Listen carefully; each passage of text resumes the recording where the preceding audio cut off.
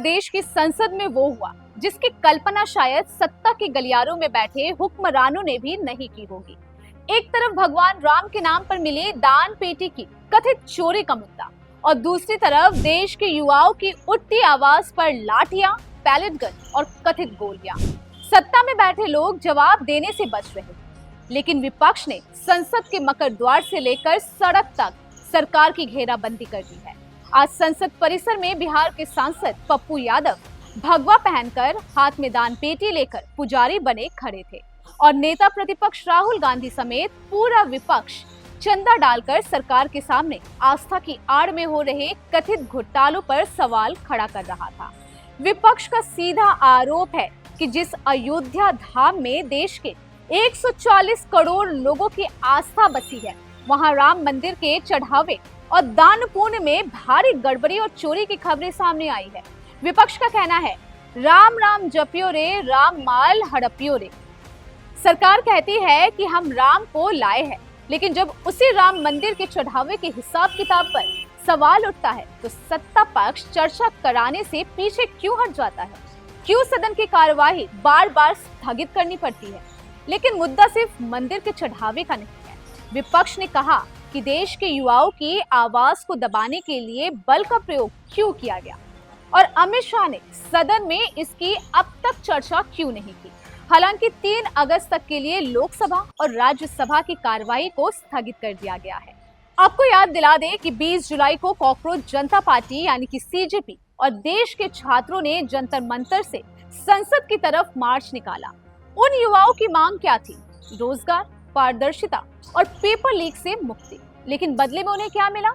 साहिल लाछोब नाम के छात्र की आंखों में पैलेट गन के छर्रे, जिसकी आंख की सर्जरी तक करनी पड़ी, और 32 साल की महिला नुतून का दावा कि प्रदर्शन के दौरान गोली लगने से उनका कान कट गया। नेता प्रतिपक्ष राहुल गांधी ने आज सीधे प्रधानमंत्री नरेंद्र मोदी और गृह मंत्री अमित शाह को कटघरे में खड़ा किया है। राहुल गांधी का सीधा सवाल है, पीएम मोदी और अमित शाह जी, आप भारत के जेनजी को एफआईआर और लाठियों के दम पर डरा नहीं सकते। अमित शाह संसद में आकर छात्रों पर हुई हिंसा पर जवाब देने से भाग क्यों रहे हैं? राहुल गांधी ने केंद्र सरकार पर कई सवाल दागे। पहला, क्या गृह मंत्री ने खुद छात्रों पर पैलेट गन और बल प्रयोग का आदेश दिया?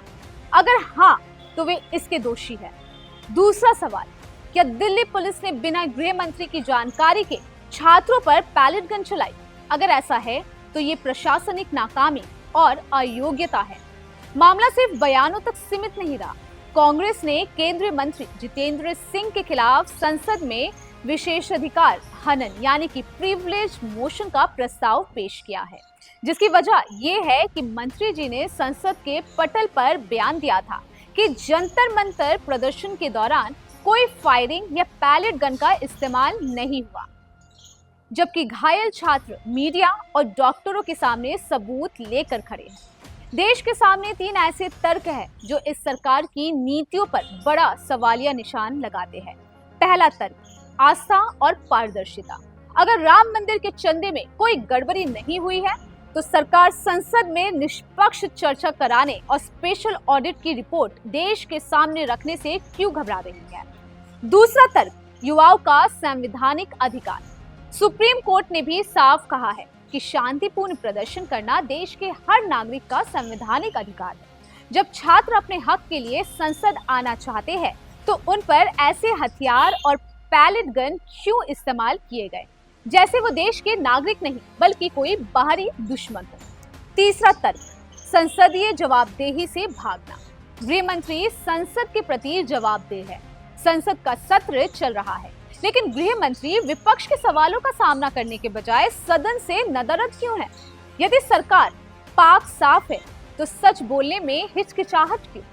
अमित शाह जी और मोदी जी, देश की जनता, देश का युवा और देश का संविधान आपसे जवाब मांग रहा है। क्या सरकार संसद में आकर इन सवालों की अग्नि परीक्षा देगी या फिर हर बार की तरह शोर शराबे में सदन को स्थगित कराकर जिम्मेदारी से पल्ला झाड़ लेगी?